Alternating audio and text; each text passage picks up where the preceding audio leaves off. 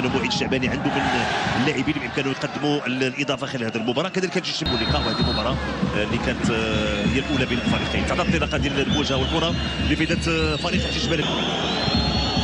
زكريا الارضي، ايمانويل، تمريره، تدخل، والحكم يعلن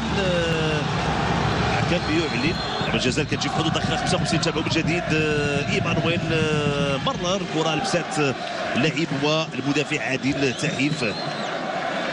ربيع حريمات خدع المكان ديالو، وجه لوجه مع الحارس حمزه الحمياني. ربيع حريمات والحمياني، ربيع حريمات والهدف، هدف اول لفائده فريق الجيش الملكي. فريق الجيش الملكي يتمكن من تسجيل الهدف. تابعوا من جديد، لاحظوا حمزه الحمياني مشى في اليمنى وربيع حريمات بكل ذكاء كيوضع الكره في الجهه. ترشيح كثير من الوزن ديالو، هذا يمكن يساعدو شويه. فرصه محاوله لفائده فريق النهضه البركانيه، فرصه والهدف، هدف تعادل لفائده فريق النهضه البركانيه. محمد ربيع حريمات يتمكن، يوسف فحلي تابعوا الفرصه والمحاوله، كان ارتقاء تمريره من طرف بولو فالير ليوسف فحلي الذي ينجح في التسديد وفي هزم الحارس ايوب الخياطي. وتابع الفرصه والمحاوله لفريق النهضه البركانيه وليوسف الفحلي الذي ينجح في وضع الكره في الشباك وهدف تعادل لفائده فريق النهضه البركانيه. لاحظوا الفرحه الكبيره ليوسف الفحلي ولباقي اللاعبين. يوسف طيو مرة أخرى لحمزة الحمياني، حمزة الحمياني، الهدف، هدف ثاني بيد فريق الجيش الملكي. خطأ لحمزة الحمياني، انه يوصل للكرة ويوضع الكرة في الشباك. هناك احتجاج لإعادة الكرة من يوسف طيو للحارس حمزة الحمياني. قدم الكره شيئا ما امامه، بالتالي تومي سونغ اللي كان الانزلاق ديال تومي سونغ، لاحظوا كينزلق وصل الكره يضع الكره في الشباك.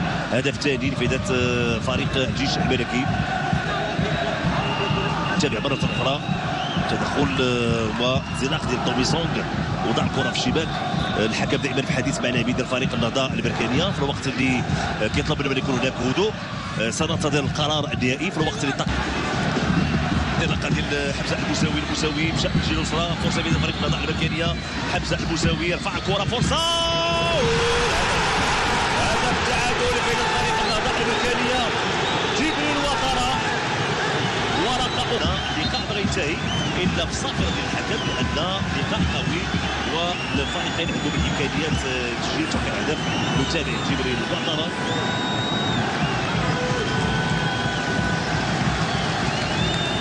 الرأسية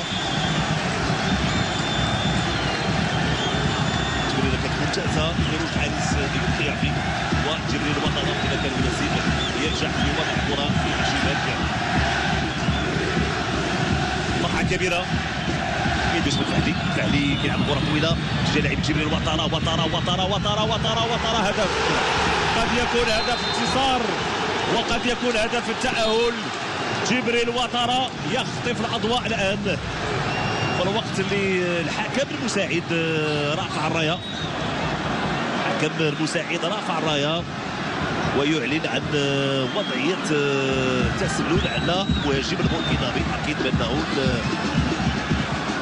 والاحتكام لتقنيه الفار من اجل انور الخات يستعد للتنفيذ ويسجل.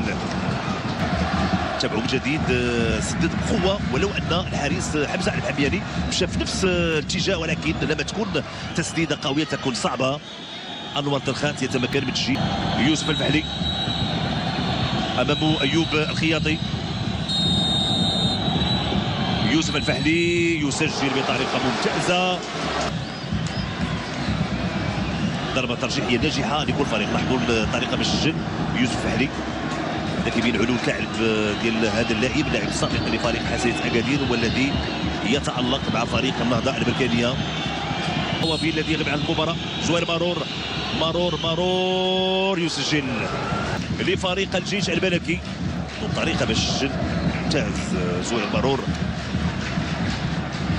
هدوء كبير، وضع الكره في الشباك. لاحظوا ردة فعل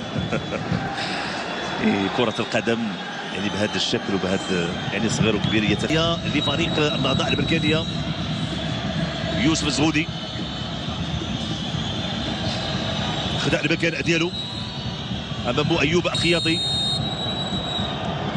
يوسف الزهودي يسجل. شافوا من جديد ضربة جزاء زاوية 90 تكون صعبة على الحارس انه يتبعها، وكذلك يعني صعبة لأي خطأ قد تمشي فوق المرمى. هدف ضربة ترجيحية جميلة ليوسف الزهودي وفرحة. دائما نتابع هذه الفرحة، ذكور وإناث الكل حاضر، الكل يتابع، الكل يستمتع. يسعى لتسجيل ضربة ترجيحية الثالثة لفريق الجيش الملكي. محمد ربيع حريمات وضع الكرة أمام حمزة الحمياني للمرة الثانية. ربيع حريمات يسجل. ربيع حريمات يتمكن من التسجيل. محمد ربيع حريمات وضع الكرة بهذا الشكل وبهذه الطريقة. ضربة ترجيحية ثالثة ناجحة لفريق الجيش الملكي.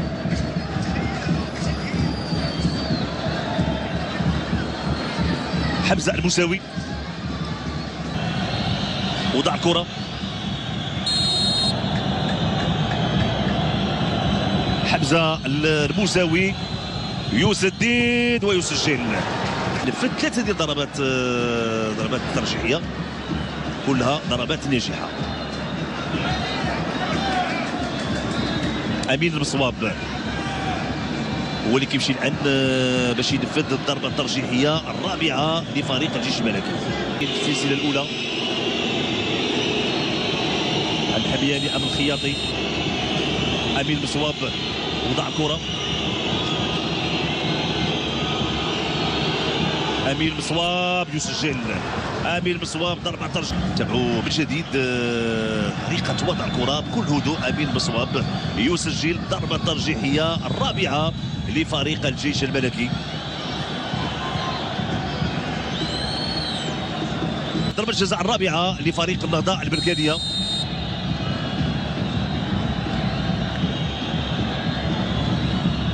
عبد الحق عزال وضع الكره والهدف. ضربة ترجيحية ناجحة. حارس حمزة الحمياني. تابعوا التنفيذ و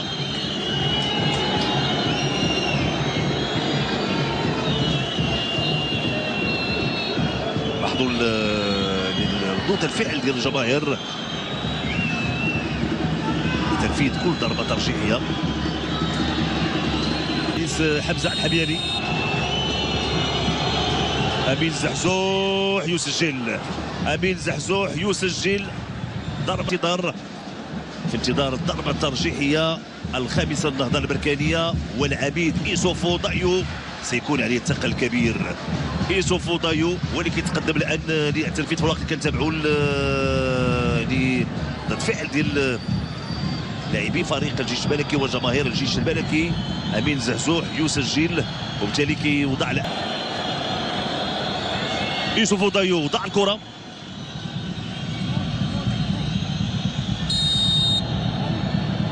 يعرف بأن المهمة مهمة صعبة، لكنه هو عميد الفريق.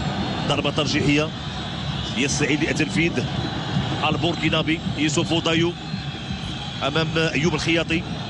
يوسف دايو يسجل. يوسف يسجل السلسلة الثانية من الضربات الترجيحية. الآن نتابع يوسف ضيو. اختيار كان موفق للزاوية، بالتالي كينجح انه يوضع الكرة في الشباك.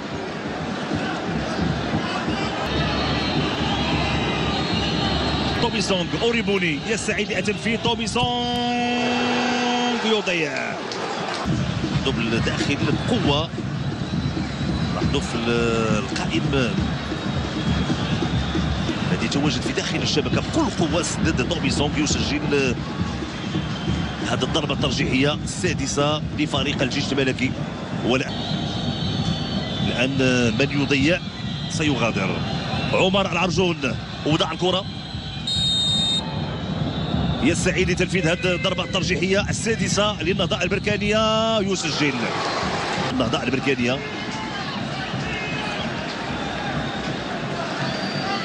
تابعوا من جديد طريقه تسديد هذه الضربه الترجيحيه. عمر العرجون،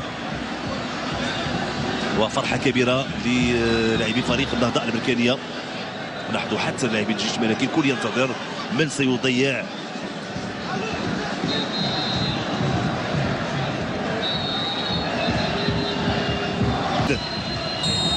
دياكيتي والحمياني. لامين دياكيتي يسجل ضربه ترجيحيه ناجحه. تواصل هذا التنافس. لاحظوا الطريقه باش وضع الكره بشكل ممتاز اللاعب الايفواري لامين دياكيتي.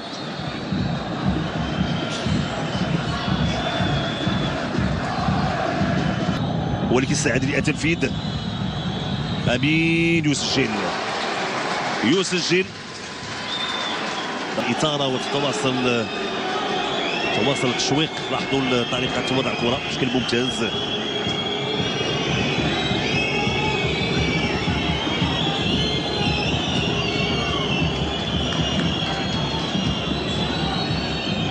وضع الكره يسعد التنفيذ. ايمانويل يسجل. ايماني شيموي يسجل كل هدوء. ضع الكره رجل اليسرى ممتاز. ايماني شيموي. بالتالي يتواصل هذا التنافس. لاحظوا هذه المشاعر وهذا يتابع الكل. يريد فريقه أن يكون هو المتأهل. أكيد سنصفق على المتأهل وسنصفق كذلك على من سيغادر، لأن صراحة تابعنا مباراة كبيرة بين النهضة الأمريكانية والجيش الملكي. جبريل وطرة سجل هدفا كان بإمكانه يكون هدف تأهل، ولكن كان في وضعية تسلل. جبريل وطرة لاعب البورت. جبريل وطرة يضيع والجيش الملكي في الدور الثمن النهائي. تدخل أيوب الخياطي أمام جبريل وطرة، والجيش الملكي يتمكن من التأهل للدور الثمن النهائي. فرحة كبيرة لجماهير الجيش الملكي بهذا التأهل. متأهل للدور الثمن النهائي جبريل وطرة وتدخل أيوب الخياطي الذي يتمكن من التصدي وبالتالي التأهل ديال فريق الجيش الملكي للدور المقبل. بهذه الفرحه وكذلك بهذا التصدي الممتاز لايوب الخياطي. اشكركم الزملاء التقنيين. هذا هشام فرج يحييكم.